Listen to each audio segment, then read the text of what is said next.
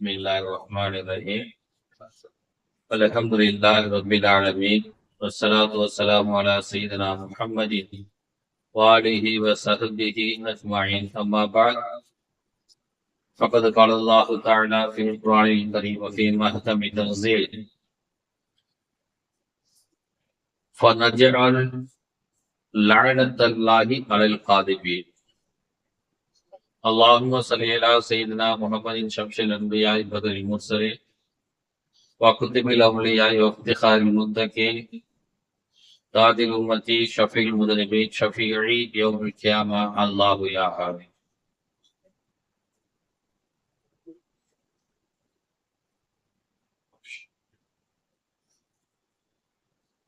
புகழனைத்தும் அல்லாஹ்வுக்கு வைத்தானது. கண்மணி நாயகம் ரசூலுல்லாஹி ஸல்லல்லாஹு அலைஹி வஸல்லம் அவர்கள் மீதும் அவருடைய குடும்பத்தார்கள் சஹாபாக்கள் இமாம்கள் தாபீன்கள் வலிமார்கள் மற்றும் இங்கே வருகை தந்திருக்கக்கூடிய நம் அனைவர் மீதும் அல்லாஹ்வின் புறத்திலிருந்து சாந்தியும் சமாதானமும் என்றும் உண்டாகுமாக.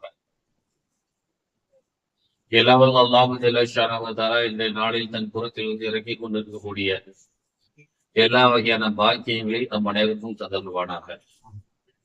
எல்லாவல்ல அல்லாஹு ஜல்ல ஷஅனஹு வ தஆலா இந்த நாளில் தன் புறத்திலிருந்து இறக்கிக் கொண்டிருக்கக்கூடிய துர்பாக்கியங்கள் அனைத்திலிருந்தும் நம்மை நம்முடைய குடும்பத்தினரையும் பாதுகாத்தருள்வானாக. காசாவில் நடந்து கொண்டிருக்கக்கூடிய யுத்தத்தை வெகு விரைவில் அல்லாஹ் தஆலா முடிவுக்கு கொண்டு வந்து அங்கே இருக்கின்ற மக்களை பாதுகாத்தருள்வானாக. உலகம் முழுவதும் வாழ்கின்ற அனைத்து மக்களும் சுபிட்சமாக வாழ்வதற்கு தேவையான நல்ல மழைகளை நிகழ்காலத்தில் அல்லாஹ் தஆலா தந்தருள்வானாக. கண்ணியத்திற்கும் பெரும் மதிப்பிற்கும் உடைய அல்லாஹ்வின் நல்லடியார்களே, அருள்மறை திருக்குர்ஆனிலே அல்லாஹ் ஜல்ல ஷஅனஹு தஆலா ஒரு வசனத்திலே இப்படி சொல்லி காட்டுகின்றார். ஃபனஜ்அல் லஅனத்தல்லாஹி அலல் காதிபீன். நபியே, நீங்கள் சொல்லுங்கள், பொய் சொல்லுகிறவர்கள் மீது அல்லாஹ்வின் சாபம் உண்டு என்று நீங்கள் சொல்லுங்கள் என்பதாக அல்லாஹ் ஜல்ல ஷஅனஹு தஆலா இந்த வசனத்திலே சொல்லி காட்டுகின்றார்.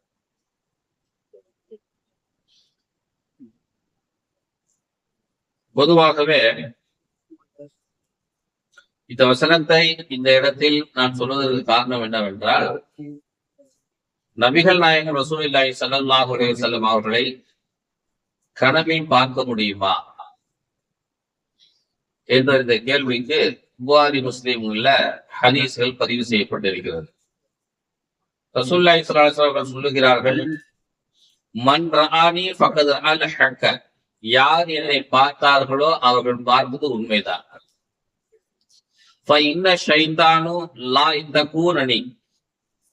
நிச்சயமாக ஷைத்தான் என்னை போன்ற உருவத்தில் வரமாட்டான். அப்படின்னா என்ன அர்த்தம்? பெருமானார் ஸல்லல்லாஹு அலைஹி வஸல்லம் அவர்கள் அல்லது நபிமார்கள், இந்த ரெண்டு பேருடைய உருவத்துல மட்டும் ஷைத்தான் உங்களுடைய கனவுலையே என்னுடைய கனவுல வரமாட்டான். மூசா நபியை நம்ம கனவுல பார்த்தோம்னா மூசா நபியை தான் நம்ம கனவுல பார்த்தோம். முகமது ரசூலுல்லாஹி ஸல்லல்லாஹு அலைஹி வஸல்லம் அவருடைய கனவில் பார்த்தால் அது முகமது ரசூலுல்லாஹி ஸல்லல்லாஹு அலைஹி வஸல்லம் அவருடைய தான் நம்ம கனவில் பார்த்தோம். அதுல எந்த சந்தேகமும் கிடையாது. அதே நேரத்துல நான் தான் முஹைதீன் அப்துல் காதர் ஜீலானி கௌசுல் ஆலம் என்று சொல்லிக்கொண்டு ஷைத்தான் வரலாம் நம்ம கனவுல. அவங்களுடைய உருவத்துல நமக்கு வந்து காட்சி அளிக்கலாம். அதே போல வேற ஒருத்தருடைய உருவத்துல யாக்கூப் பாய் மாதிரி, அப்துல் ஜப்பார் பாய் மாதிரி வேற ஒரு மனிதனுடைய உருவத்துல நம்மளுடைய கனவுல வந்து காட்சி அளிப்பதற்கான சாத்திய கூறுகளும் உண்டு என்று இந்த ஹதீஸ் சொல்லுகிறது.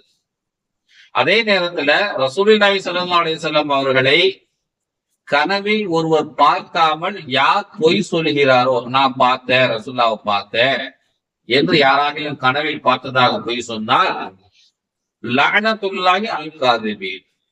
அப்படி பொய் சொல்லுகிறவர்கள் மீது அல்லாஹ்வின் சாபம் உண்டாகும் என்று அல்லாஹ் ஜல்ல ஷஅனஹு தஆலா இந்த வசனத்திலே சொல்லுகிறார். பொதுவா கனவுங்கிறது பல மாதிரி ஏற்படும். கனவுக்கு கண்ட்ரோலே கிடையாது, சென்சார் கிடையாது. என்ன வேணுமா வரும். ஒரு சிங்கத்துக்கு 13 தலை, 22 வாழு, இதெல்லாம் வரும். என்ன வேணுமாலும் வரும், என்ன கலர்ல வேணுமாலும் வரும்.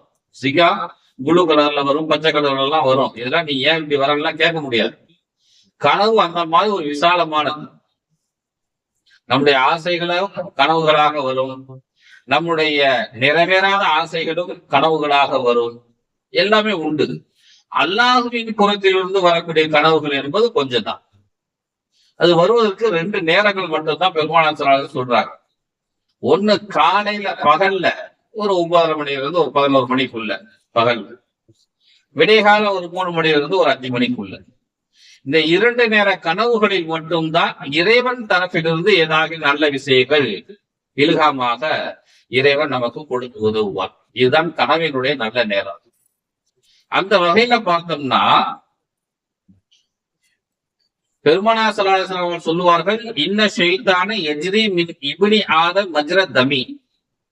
உடம்புல ரத்தம் ஓடுற நாடங்களில் எல்லாம் ஷைத்தானும் ஓடிக்கொண்டிருக்கிறான்.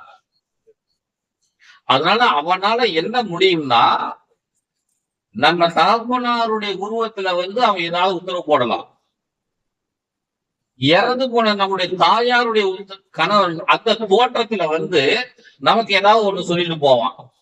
அதெல்லாம் சாத்திய குருவில் இருக்கு. அப்ப அந்த சொன்ன விஷயத்த சொன்னது ஷைத்தானா அல்லது இறைவன் தரப்பிலிருந்து வந்த நல்ல விஷயமா என்பதை புரிந்து கொள்வதற்கு மார்க்க விஷயம் வேணும். மார்க்க விஷயம் தெரிந்திருந்தால் மட்டும்தான் அதை நம்மளால புரிஞ்சு கொள்ள முடியும். அதனால மார்க்கத்தை நாம் முழுமையாக முறையாக நாம் பின்பற்றி நடந்து கொள்ள வேண்டும். அதே நேரத்துல இந்த கனவுகள் ஒரு வித்தியாசமானது. கனவுகள் சம்பந்தமாக உலக அளவுல ஒரு 10 பேர் இந்த கனவு சம்பந்தமாக பெரிய ஆராய்ச்சி பண்ணியிருக்கிறாங்க. பெரிய ஆராய்ச்சி. அதுல பல திடுக்கிடும் தகவல்கள் எல்லாம் அவங்க சொல்லியிருக்கிறாங்க. அதுல சிக்மண்ட் ஃப்ராய்டு என்கிறவர் தன்னுடைய ஒரு நூலில் ஒரு தகவலை சொல்லுகிறார். என்னன்னா,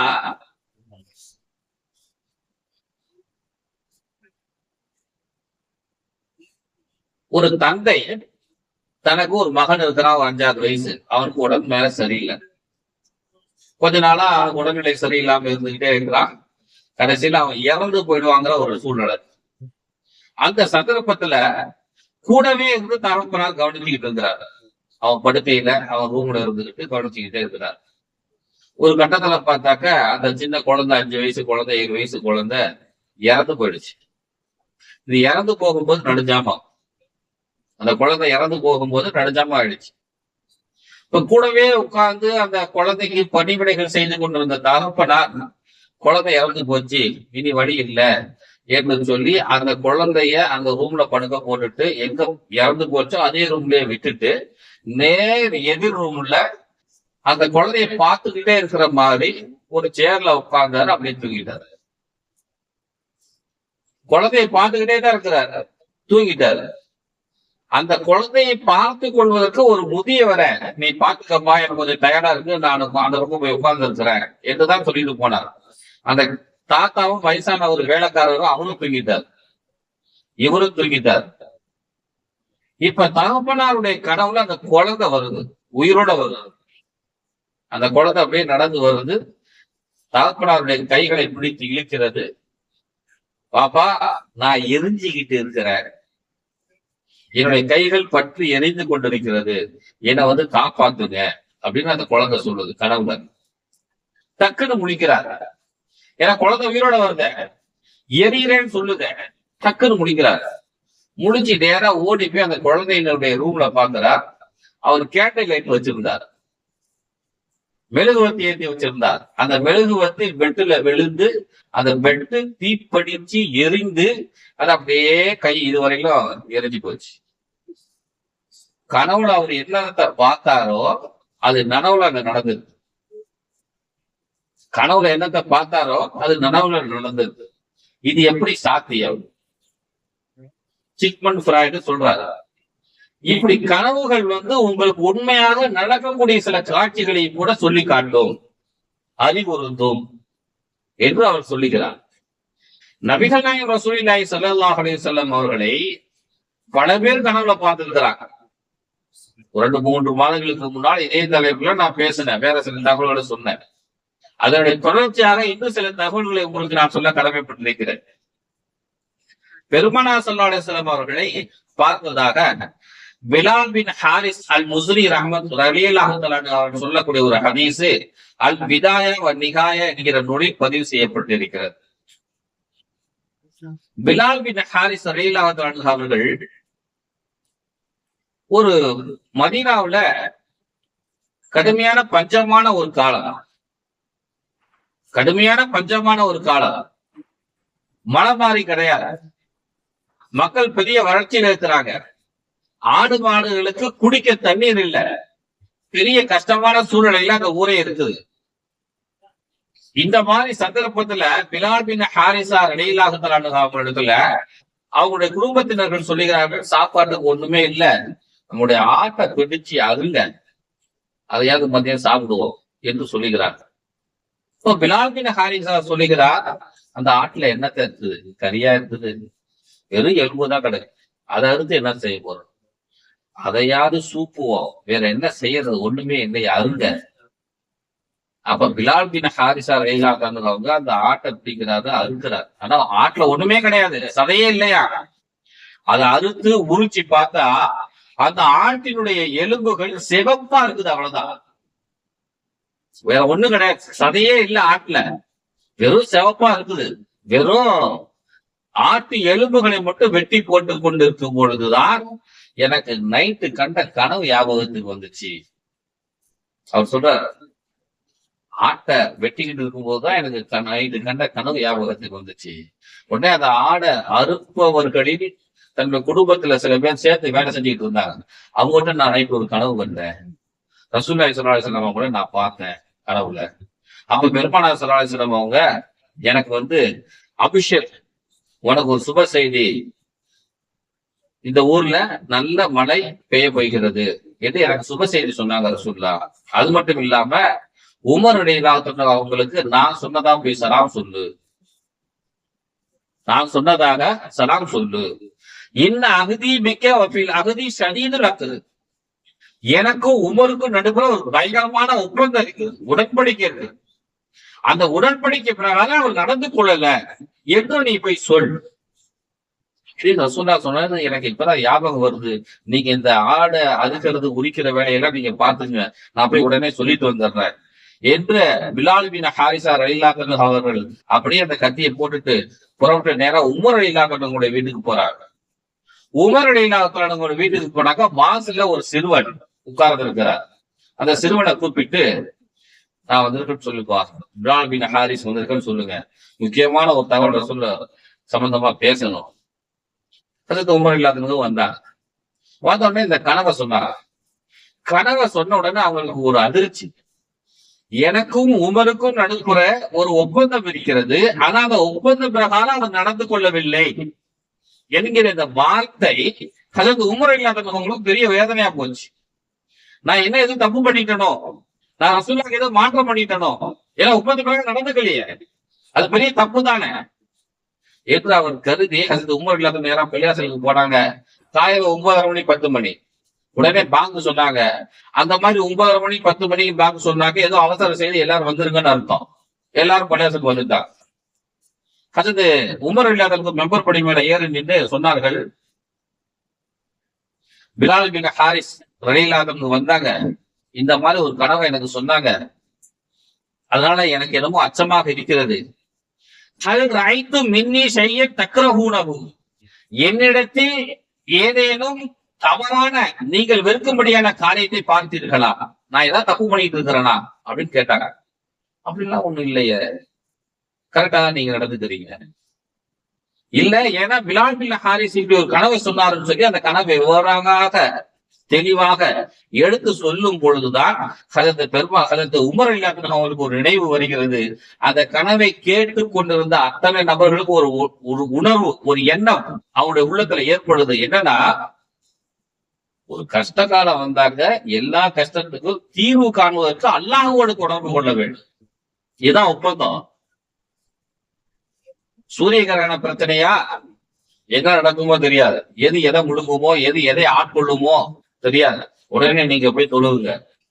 மழை வரலையா, உடனே போய் மலை தொழுகை தொழுவுங்க.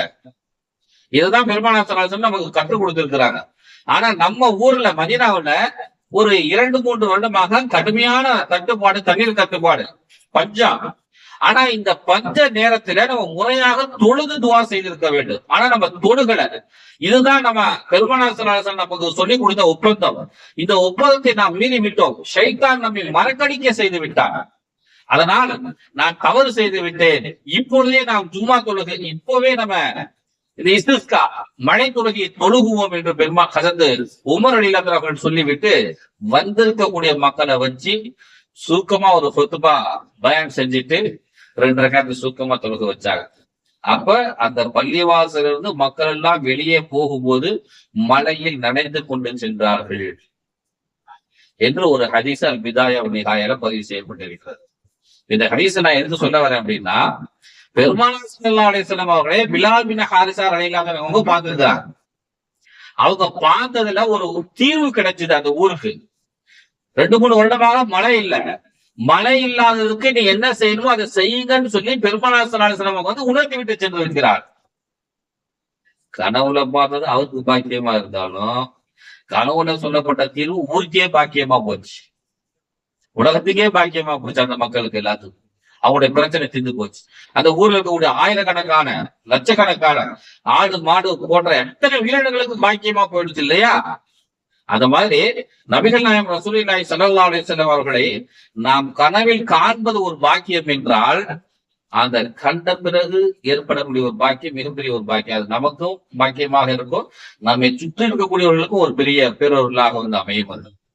அதனால பெருமானார் ஸல்லல்லாஹு அலைஹி வஸல்லம் அவர்களை கனவில் பார்க்கக்கூடிய அந்த காட்சியை நம்ம என்ன செய்யணும், அல்லாஹ் கிட்ட துவா செஞ்சு கேட்கணுமா, யா அல்லாஹ் என்னாலும் பெருமானாரை கனவுல பார்க்கணும், அது வாய்ப்பு, அதுக்கு தகுந்த யோகியனாக என்னை நீ வாழவை என்று நாம் கேட்க வேண்டும், துவா கேட்டுக் கொண்டே இருக்க வேண்டும். அதே போல ஒரு ஹதீஸ், ஹஜரத் உஸ்மான் ரலியல்லாஹு தஆலா அவங்களுடைய காலத்துல ஹஜரத் உஸ்மான் ரலியல்லாஹு தஆலா அவங்க 12 வருடங்கள் ஆட்சி செஞ்சாங்க. முதல் 6 வருஷம் அருமையான ஆட்சி, எந்த பிரச்சனையுமே இல்லை. 2வது 6 வருடங்கள்ல பெரிய குழப்பங்கள், பெரிய பிரச்சனைகள். ஹஜரத் உஸ்மான் ரலியல்லாஹு தஆலா அவங்க தவறான ஆட்சி செய்கிறார்கள், ஒரு சரியான ஆட்சி செய்யல, சொந்த குடும்பத்தில் இருக்கிறவங்களுக்கு தான் பதவிகள்லாம் கொடுக்குறாங்க, வரக்கூடிய வரிகளை அரசாங்கத்துக்கு மட்டுமே செலவு பண்ணிட்டு இருக்கிறாங்க, பொதுமக்களுக்கு தானமா கொடுக்க மாட்டேங்கிறாங்க. இந்த மாதிரி பல குழம்புகளை உண்டு பண்ணி ஹஜரத் உஸ்மான் ரலியல்லாஹு ஆட்சி சரியில்லை, அவரை பதவியிலிருந்து நீக்கணும் அல்லது அவரை கொலை செய்யணும் என்பது போன்ற பிரச்சனைகள் ஓடிக்கிட்டே இருந்துச்சு. ஒரு கட்டத்துல புரட்சி வெடிச்சு அல்லது கலகம் ஏற்பட்டு அந்த ஊர்ல ஹஜரத் கிளர்ச்சியாளர்களால் ஹஜரத் உஸ்மான் ரலியல்லாஹு முற்றுகையிடப்பட்டு விட்டார்கள். கொலை செஞ்சிடணும்னு சொல்லி முற்றுகையாளர்கள் முற்றுகையிட்டாங்க வீட்டு சுத்திக்கு. ரசூலுல்லாஹையும் அப்படிதான் கொலை செய்யணும் முற்றுகையிட்டு இருந்தாங்க. ஹஜரத் உஸ்மான் ரலியல்லாஹு அதே போல முற்றுகையிட்டு இருக்கிறாங்க. இது 2-3 நாட்களாக, ஒரு வார காலமாக ஹஜரத் உஸ்மான் ரலியல்லாஹு அவங்க முற்றுகையிடப்பட்டு வெளியே போக முடியாம, யாரும் உள்ளுக்கு வர முடியாம தடுக்கப்பட்டிருந்தாங்க. இந்த மாதிரி சந்தர்ப்பத்துல ஹஜரத் உஸ்மான் ரலியல்லாஹு அவங்க ஒரு கனவு காண்றாங்க. என்ன அந்த கனவுல ஹஜரத் பெருமானார் ஸல்லல்லாஹு அலைஹி வஸல்லம் அவங்க, அபூபக்கர் ரலியல்லாஹு அவங்க, உமர் ரலியல்லாஹு அவர்கள் 3 பேருமே காட்சி அளிக்கிறாங்க. 2 பேருமே பக்கத்துல நிக்க, பெருமானார் ஸல்லல்லாஹு அலைஹி வஸல்லம் நடுவில் இருந்து உஸ்மான் ரலியல்லாஹு அவங்க கிட்ட கேக்குறாங்க, உஸ்மான் நீங்க விரும்பினா இந்த பிரச்சனைகள் இருந்து வெளியே வருவதற்கு நான் வழி சொல்றேன். இந்த பிரச்சனையே வேணாம் அப்படின்னா நாளைக்கு நம்மளோட வந்து நோன்பு திறங்க. அன்னைக்கு அவங்க நோன்பு வச்சிருக்கிறாங்க, நாளைக்கு நீங்க நம்மளோட வந்து நோன்பு திறங்க. என்ன சொல்றீங்க? மூசா அலைஹிஸ்ஸலாம் அவங்க எடுத்த முடிவு மாதிரிதான். 150 வருஷத்துக்கு பிறகு நான் என்ன ஆவேன், திரும்ப நான் இறந்து போயிடுவேன். அப்படியா? அப்ப நான் இப்பயே இறக்குறது தயார் என்பது ஒரு ஹதீஸ் வரும் இல்லையா? அந்த மாதிரி ஹஜரத் உஸ்மான் ரலியல்லாஹு அவங்க பிரச்சனைக்கு தீர்வு வேணாம், நானே உங்ககிட்ட வந்துடுறேன் என்று அவர்கள் சொன்னதாக ஒரு ஹதீஸ் அல் பிதாயா வன் நிஹாயா, ஹாக்கிம், பைஹகி போன்ற நூல்கள்ல பதிவு செய்யப்பட்டிருக்கு. பெருமானார் ஸல்லல்லாஹு அலைஹி வஸல்லம் அவங்க இந்த ஹஜரத் உஸ்மான் ரலியல்லாஹு அவர்கள் இந்த கனவை கண்டுட்டு அமைதியாக வீட்டுல அமர்ந்திருக்கிறாங்க. வீட்டுல அமர்ந்திருக்கும் பொழுது இப்னு அப்பாஸ் ரலியல்லாஹு அன்ஹு அவங்க வராங்க. வந்திருக்கிற சந்தர்ப்பத்துல நேற்று இரவு இப்படி ஒரு கனவு கண்டேன். ரசூலுல்லாஹ் என்ன கூப்பிட்டாங்க. இன்னைக்கு நான் நோன்பு திறக்க அங்க போயிடுவேன். நோன்பு திறக்க நான் அங்க போயிடுவேன். ஃபஜ்ருக்கு நம்ம இங்க சகலுக்கு இங்க வச்சுட்டு துபாயில போய் நோன்பு திறக்கிற சூழ்நிலை நமக்கு இருக்குது இல்ல. முதலையில போய் நோன்பு திறக்கிற மாதிரிலாம் இருக்கிற அமைஞ்சிருக்கிறது இல்லையா. இங்க நோன்பு வச்சுட்டு நேரா புரண்டு போய் ஹரம் ஷெரீஃப்ல போய் நம்ம நோன்பு திறந்துருக்கிறோம். அந்த மாதிரி அது உஸ்மான் ரலியல்லாஹு நான் இங்க நோன்பு வச்சுக்கிட்டேன். நான் ரசூலுல்லாஹ் கூடயும் உமர் அபூபக்கர் ரலியல்லாஹுவோடையும் நான் அல்லாஹ்விடத்தில் சென்று நோன்பு திறந்து கொள்கிறேன் என்று சந்தோஷமாக சொல்லிக் கொண்டிருக்கிறார். ஒரு மரணத்தை சந்தோஷமாக எடுத்துக் கொள்ளக்கூடியவர்கள் தான் ஞானிகள். அது போன்ற ஹஜரத் உமர் ரலியல்லாஹு அன்ஹு ஹஜரத் உஸ்மான் ரலியல்லாஹு அன்ஹு அவர்கள் நபிகள் நாயகம் ரசூலுல்லாஹி ஸல்லல்லாஹு அலைஹி வஸல்லம் அவர்களை கனவுல பார்த்ததுமே அவங்க ஒரு முடிவுக்கு வந்துட்டாங்க. 6 வருஷமா பிரச்சனை அவங்களுக்கு நாக்குல. ஆக உயர்ந்த பதவியிலிருந்து அவங்களால பிரச்சனை, அவங்களுக்கு பிரச்சனை. இப்ப இத்தனை பிரச்சனைகளில் இருந்து ஒரே தீர்வு என்னன்னா ரசூலுல்லாஹ் பார்த்ததுதான். ரசூலுல்லாஹ் பார்த்ததுதான் பிரச்சனை தீர்ந்து போச்சு. ரசூலுல்லாஹ் சொன்ன தீர்வு தான் சரியான தீர்வாக இருக்கும். அதையே நாம் தேர்ந்தெடுத்துக் கொள்வோம் என்று சொல்லி அவர்கள் காத்திருக்கிறார்கள். கடைசியாக அந்த அபூபக்கர் ரலியல்லாஹு அன்ஹு அவங்களுடைய மகன்களில் ஒருவர் அப்துல் ரஹ்மான் என்பவர் தான் ஹஜரத் உஸ்மான் ரலியல்லாஹு அன்ஹு அவரை கொலை செய்யறதுக்கு முதல்ல வந்து குத்தினவர். ஆனா அவரால அவருக்கு திரும்ப இறந்து போகல. வேறு சில ஆட்கள் வந்து குத்தி கொலை செய்யப்பட்டுதான் இறந்து போனாங்க. ஆனா முதல் குத்தி யார் குத்தினது? அபூபக்கர் ரலியல்லாஹு மகன். அந்த குத்தி ரத்த வெளியே வந்துகிட்டு இருக்கும் போது என் தோல்ல தூக்கி நான் உன்னை வளர்த்திருக்கிறேன். நானும் உன்னுடைய தகப்பனார் எப்படி இருந்தேன்னு தெரியுமா? 2-3 வார்த்தை பேசினாங்க. அதுக்குள்ள வேற ஒருத்தர் வந்துட்டாங்க.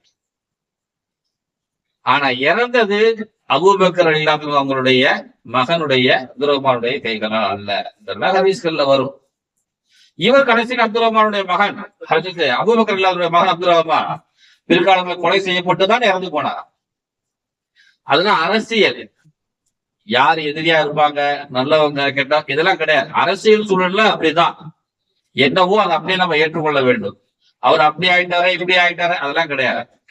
என்ன சூழ்நிலையோ அந்த வரலாறுகளை நாம் ஏற்றுக்கொள்ள வேண்டும். நடந்து முடிஞ்சதை அப்படியே தான் நம்ம ஏற்றுக்கொள்ளணும். அதுல நம்ம மாற்றுவதற்கோ இறைவன் தேர்ந்தெடுத்த முடிவுகள் அது. அந்த முடிவுகளை நம்ம தப்பா சொல்லவோ தவறா அதே போல நல்ல விதமாக பேசவோ இல்லை. அது என்ன நடந்துச்சு அதை அப்படியே நாம் ஏற்றுக்கொள்ளக்கூடிய மனநிலையை நாம் வளர்த்துக் கொள்ள வேண்டும்.